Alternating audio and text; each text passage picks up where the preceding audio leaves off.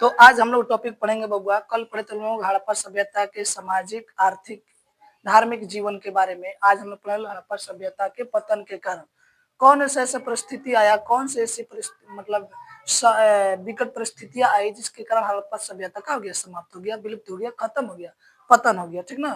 तो वही इसमें जानेंगे हड़प्पा सभ्यता के पतन के कारण। इसमें पहला कारण बाढ़ का है। बाढ़ ये जो भी डाटा इसमें लिखा गया है मत समझिए एकदम कंफर्म ही है, ठीक ना। लेकिन अनुमान लगाया जाता है कि इन्हीं कारणों से शायद हड़प्पा सभ्यता खत्म हो गई होगी, पतन हो गई। जिसमें पहला है बाढ़, दूसरा है महामारी, महा महामारी, ठीक ना। क्या है बबुआ? महामारी, बाढ़ है, महामारी है, भूकंप है, भूस्खलन, ठीक ना। बाढ़, महामारी, भूकंप तथा भूस्खलन, ठीक ना। क्या बबुआ? भूकंप तथा भूस्खलन, ठीक ना। भूकंप तथा भूस्खलन, विदेशी आक्रमण, आर्यों का आक्रमण और जलवायु परिवर्तन, इन कारणों से हड़प्पा सभ्यता पतन हो गया, यानी खत्म हो गया। तो याद रखें, हड़प्पा क्वेश्चन आएगा, हड़प्पा सभ्यता के पतन के कारणों को लिखे। हड़प्पा सभ्यता के पतन के कारण निम्न प्रकार से। पहला नंबर क्या रखेंगे बबुआ? बाढ़, यानी बाढ़ के कारण हड़प्पा सभ्यता खत्म हो जाती है। महामारी, महामारी के कारण हड़प्पा सभ्यता खत्म हो जाती है। भूकंप तथा भूस्खलन के कारण हड़प्पा सभ्यता खत्म हो गई, ठीक ना। विदेशी आक्रमण हुआ तो उससे उसके द्वारा भी हड़प्पा सभ्यता खत्म होने के कारण मतलब गया विदेशी आक्रमण, आर्यों का आक्रमण, जलवायु परिवर्तन से। आर्य लोग कौन है? आर्य लोग का मतलब समझिए। आर्य का मतलब हुआ ब्राह्मण। कौन हुए? ब्राह्मण, ठीक ना। आर्यों का मतलब हुआ ब्राह्मण, जो मध्य एशिया से आए थे। कहां से आए थे? मध्य एशिया से। बहुत से लोगों का मान्यता है कि हड़प्पा सभ्यता के पतन के कारण जो है आर्य लोग आए थे, ब्राह्मण लोग आए थे हड़प्पा सभ्यता के दौरान, ठीक ना। उस वहां पर आक्रमण किया, उसको ध्वस्त कर दिए, खत्म कर दिए, विनाश कर दिए। और तभी से आज तक ब्राह्मण लोग जो थे, ब्राह्मण लोग भारत पर राज कर रहे। अभी देखिए आज भी उन लोगों को कम जनसंख्या है, लेकिन सारी कानून व्यवस्था लगता है उन्हीं के हाथ में, उनके हाथ मुट्ठी में है, ठीक ना। उनसे उलझने का मतलब समझिए हार निश्चित है। वो लोग ऐसा लगता है, इस तरह से उन लोगों का गढ़ बन गया भारत में, ब्राह्मण लोगों का, ठीक ना। जबकि यह लोग ये नहीं, कहा के मध्य एशिया के, भारत के लोग, उनका डीएनए, हम लोग यहाँ के अस्थाई मूल निवासी है, ठीक ना। लेकिन ब्राह्मण लोग नहीं, अपने को क्या बतलाते हैं कि हम ही श्रेष्ठ है, हम ही यहाँ के मूल निवासी है, हम ही लोग यहाँ के लोगों को सभ्य की ऐसे ऐसे बात बोलते हैं। लगता है कि कितना ज्यादा जानकार व्यक्ति हो गए। क्या उनसे इन लोग आने से पहले हड़प्पा सभ्यता में विकास नहीं था? हड़प्पा सभ्यता विकसित नहीं था? एकदम था। इस समय से ज्यादा हो सकता है कुछ समय के लोग विकसित हुआ करते, तब वैसे वैसे विधि व्यवस्था थी। और आर्यों ने, ब्राह्मणों ने आए थे लोग और हड़प्पा सभ्यता को खत्म कर दिए, विध्वंस कर दिए। और तब से यहाँ पर राज करने लगे भारत में। अभी अभी आज तक भी बुझिए उन्हीं लोग के हाथ में शासन व्यवस्था कायम है, ठीक ना। इस तरह से शासन व्यवस्था की जात पात में सब बांट दिए, ठीक ना, ऊंच नीच में बांट दिए। अपने आप को श्रेष्ठ बतलाए, अन्य लोगों को नीच बतलाए। जो मूल निवासी था उन लोगों को नीचा बतला दिए लोग, आए अपने आप को श्रेष्ठ बतला दिए। ब्रह्म के मुख से निकला हुआ व्यक्ति बतला दिए, ठीक ना। इतना ही इस तरह के लोग हैं। तो हड़प्पा सभ्यता के पतन के कारण में है बाढ़, महामारी, भूकंप तथा भूस्खलन, विदेशी आक्रमण मतलब आर्यों का आक्रमण। आर्यों का मतलब समझिए ब्राह्मण। आर्य का मतलब क्या समझिएगा? ब्राह्मण। ये लोग कहाँ से आए थे? मध्य एशिया से आए थे। इन लोग का डीएनए कहाँ से मैच करता है? मध्य एशिया से मैच करता है। ये लोग भारत में विदेशी है, भारत में जो है विदेशी है, ठीक ना। यानी भारत में आए हैं दूसरे जगह से, और हम लोग जो है यहाँ के मूल निवासी है, ठीक ना। वही चीज है, हम लोग तो मूर्ख है, हम लोग राज कर रहे हैं, ठीक ना। तो विदेशी आक्रमण है, जलवायु परिवर्तन है, यानी या तो हो सकता है कि तापमान बढ़ गया होगा, या तापमान घट गया होगा, या हवाएं तेज चली होगी, या हवाएं चलनी बंद हो गई होगी, ठीक ना। ये सब जलवायु के, ठीक ना, परिवर्तन के तत्व है। तो उन्हीं कारणों से हो सकता है हड़प्पा सभ्यता का पतन हो गया होगा, ठीक ना। चलिए अब अगला नंबर पढ़ेंगे बाबू हम लोग, हड़प्पा सभ्यता के शासक। किसके बारे में? हड़प्पा सभ्यता के शासक के बारे में। कहने का मतलब है जैसे इस समय जो है देखा जाए तो भारत में शासन करने के लिए बीजेपी सरकार है, ठीक ना। और प्रधानमंत्री के स्थान पर श्री नरेंद्र मोदी जी है, ठीक ना। तो उनके द्वारा भारत को संचालित किया जा रहा है, ठीक ना। तो उसी तरह से अनुमान लगाएंगे कि हड़प्पा सभ्यता में कोई शासक हुआ होगा ना जी। तो उनके बारे में जानना है। तो वही चीजें यहाँ पर सत्ताधारी, ठीक ना, सत्ताधारी लोग के बारे में ज्यादा जानकारी नहीं मिली। हड़प्पा सभ्यता में जो भी सत्ताधारी लोग थे उनके बारे में ज्यादा जानकारी नहीं मिली है, ठीक ना। लेकिन जैसे भारत में इस समय तक संसद भवन से सारी कार्यों को संपादित किया जाता है, उसी तरह से मोहनजोदड़ो में एक विशाल भवन मिला है। क्या मिला है? एक विशाल भवन मिला है जिसे प्रसाद कहते हैं। क्या कहते हैं? प्रसाद कहते हैं। क्या कहते हैं बउआ? प्रसाद बोला जाता है, नहीं प्रसाद कहा जाता है, ठीक ना। एक पत्थर की मूर्ति मिली है। क्या मिली है? एक पत्थर की मूर्ति मिली है जिसे पुरोहित राजा कहा जाता है। क्या कहते हैं बउआ? पुरोहित राजा कहा जाता है, ठीक ना। यानी याद रखिएगा, हड़प्पा सभ्यता में शासक के प्रति कोई विशेष जानकारी नहीं मिली है, लेकिन मोहनजोदड़ो में एक विशाल भवन मिला है जिसे हम लोग क्या कहते हैं? प्रसाद बोलते हैं, ठीक ना। एक पत्थर की मूर्ति मिली है जिसे पुरोहित राजा कहा जाता है, ठीक ना। लेकिन कुछ लोगों का अनुमान है कि पुरोहित जो थे वह राज कार्य करते थे, निराज करते थे। यानी हड़प्पा सभ्यता में कौन राज करते थे? पुरोहित लोग। कुछ लोगों का कहना है, लेकिन कुछ लोग का कहना है, कुछ लोग के अनुसार सामान्य थे। यानी कुछ लोग के अनुसार सामान्य थे, मतलब हड़प्पा सभ्यता में कोई बड़ा व्यक्ति नहीं था, सब कोई सामान्य था, ठीक ना। कोई शासक नहीं था, सब कोई शासक था, सब कोई प्रजा था, सब कोई अपने आप में क्या था? बराबर था। ये चीज की यहाँ बतलाया गया है कि कुछ लोगों का कहना है कि पुरोहित राज करते थे, तो कुछ लोग कहना है कि वे लोग सब आपस में क्या थे? सामान्य थे। कोई दिक्कत?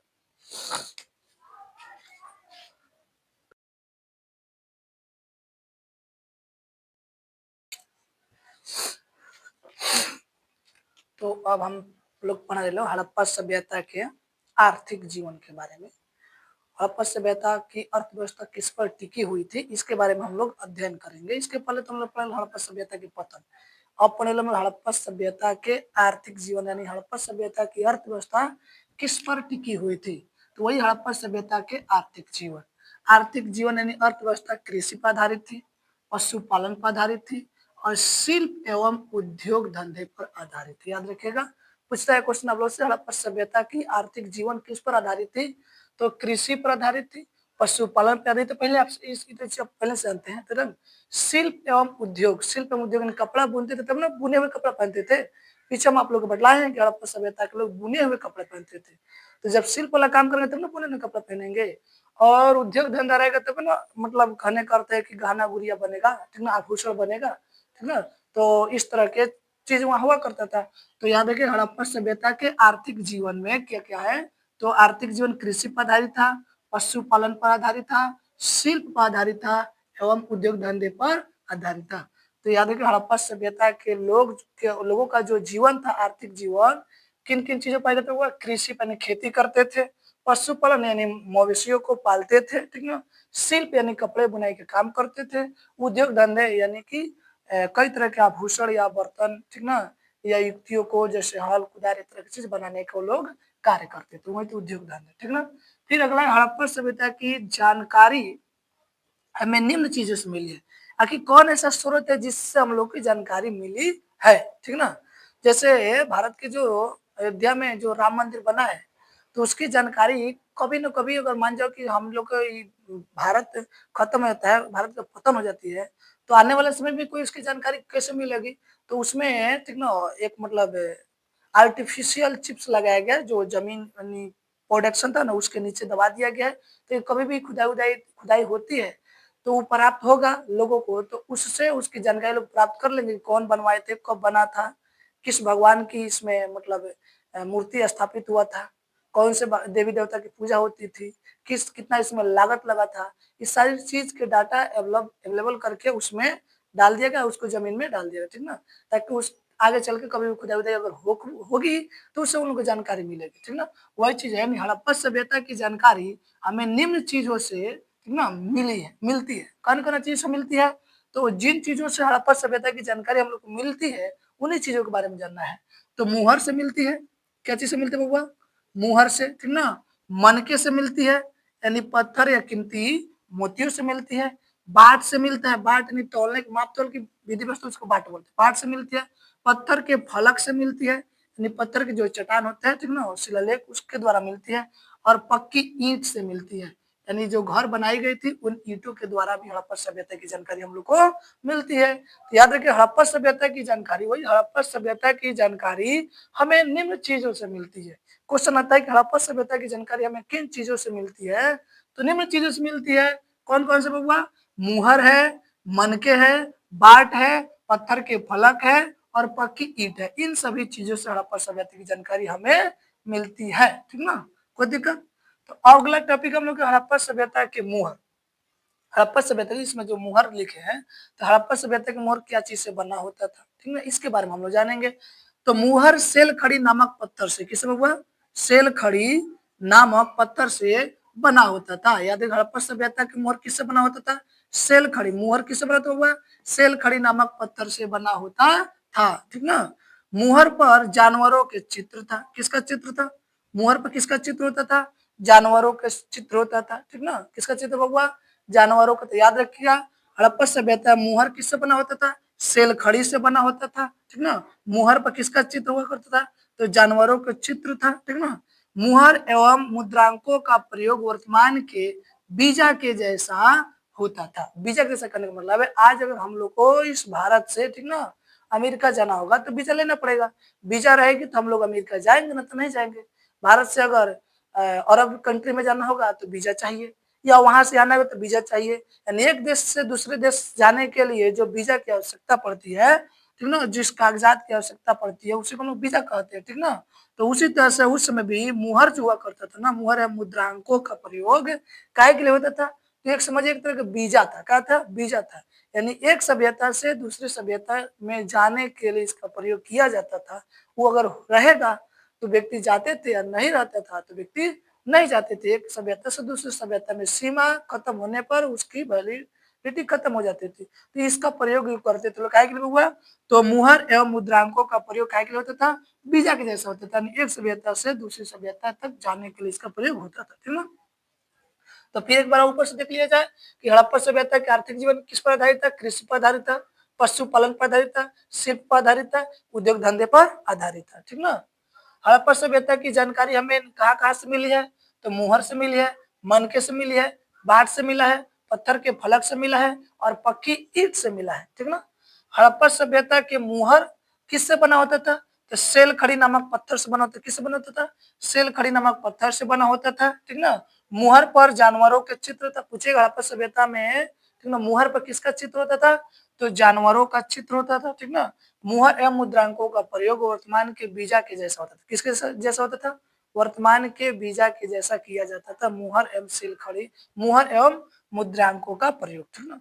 अगला हड़प्पा सभ्यता की लिपि। लिखने की भी विधि व्यवस्था वहां पर थी, तो उसी को हम लोग लिपि जानेंगे। ठीक ना।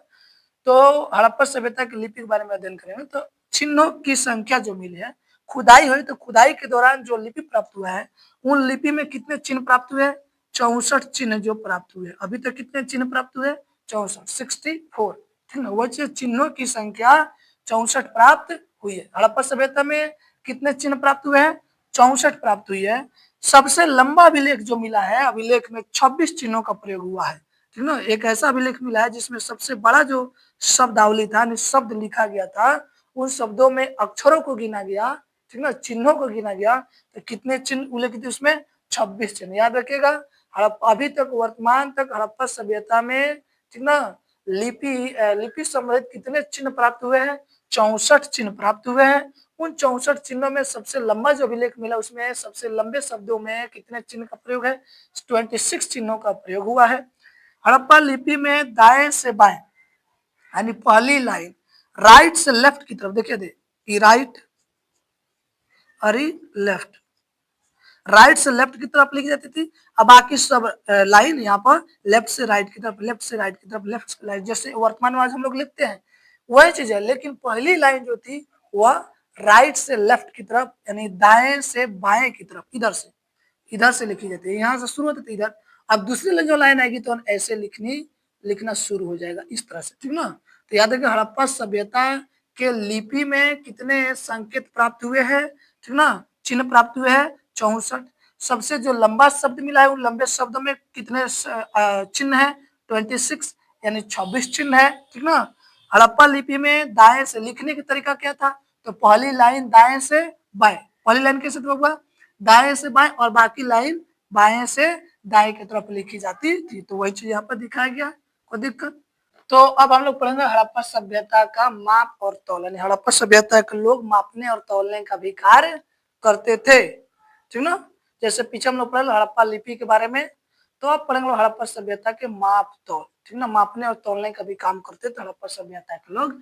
इसकी जानकारी पूर्ण है, जैसे धार्मिक चीज की जानकारी पूर्ण नहीं है, ठीक ना, प्रशासनिक व्यवस्था की जानकारी पूर्ण नहीं है, लेकिन मापने और तौलने की जानकारी पूर्ण है। हड़प्पा सभ्यता का माप तौल के बारे में लोग भली भांति से परिचित थे। तो वही लिखा गया, इस सभ्यता के लोग, इस सभ्यता का मतलब हड़प्पा सभ्यता, इस सभ्यता का मतलब लगा हुआ हड़प्पा सभ्यता के लोग माप तौल से परिचित थे। क्या थे, परिचित। परिचित का मतलब हुआ जानकारी, जानकारी थी उनके पास, जानकारी थी। किसकी जानकारी थी, तो मापने और तौलने की जानकारी हड़प्पा सभ्यता के लोगों के पास थी। तो वही जानिए, इस सभ्यता के लोग, ठीक ना, माप तौल से परिचित थे। यानी किस सभ्यता के लोग, हड़प्पा सभ्यता के लोग माप तौल से परिचित थे। इस सभ्यता में 150 बाट मिला है। क्या मिला है, जैसे हम लोग वर्तमान दर में तौलते हैं, ठीक ना, तो वो 1 केजी 2 केजी, ठीक ना, 500 ग्राम 200 ग्राम 100 ग्राम के द्वारा तौलते हैं ना, तो उसी को बाट बोलते हैं, ठीक ना। तो इस बाट की संख्या कितने मिली है, 50 बाट मिला है। याद रखिए हड़प्पा सभ्यता में कितना बाट मिला है, 50 बाट मिला है, ठीक ना। सबसे जो बड़ा बाट है उसका वजन है 1375 ग्राम। कितना ग्राम का है, 1375 ग्राम। और जो सबसे छोटा बाट है उसका वजन है 0.87 ग्राम। तो याद रखिए हड़प्पा सभ्यता के लोगों को मापने तौलने की जानकारी थी, ठीक ना। उस समय एक खुदाई हुई है इस दौरान, तो हड़प्पा सभ्यता में कितने बाट मिला है, 150 बाट मिला है। उसमें जो सबसे बड़ा बाट है उसका वजन कितना है, 1375 ग्राम है। और जो सबसे छोटा बाट है उसका वजन है 0.87 ग्राम है, ठीक ना। बाट का अनुपात, अनुपात का मतलब समझे रेशियो, जैसे हम लोग का 100 ग्राम 50 ग्राम होता है, 100 ग्राम होता है, 200 ग्राम 250 ग्राम 500 ग्राम, ठीक ना, 1 केजी इस तक होता है ना, 1000 ग्राम के। तो वही चीज है, बाट का अनुपात जो है 1 2 4 8 16 32 64 डॉट डॉट अनुपात में था। खूब ध्यान से देखिएगा, ये चीज क्या है, 1 के दुगुना 2 होगा, 2 को दुगुना 4 होगा, 4 को दुगुना 8, 8 के दुगुना 16, 16 का दुगुना 32, 32 दुगुना 64, 64 दुगुना 128। इस अनुपात में बाट मिला है, ठीक ना। यानी हड़प्पा सभ्यता के जो बाट मिला है 1 2 4 8 16 32 64 के अनुपात में था, ठीक ना। इस सभ्यता में 16 छटांक का एक शेर होता है। कितना शेर होता है, एक शेर। यानी 16 छटांक का कितना शेर होता है, एक शेर होता है। याद रखिए हड़प्पा सभ्यता में 16 छटांक का कितना शेर होता है, एक शेर होता है। इस जो सभ्यता में जो बाट मिला 150 बाट, या अन्य भी होगा जो नहीं मिला, अभी तो मिला फिलहाल में 150 मिला है।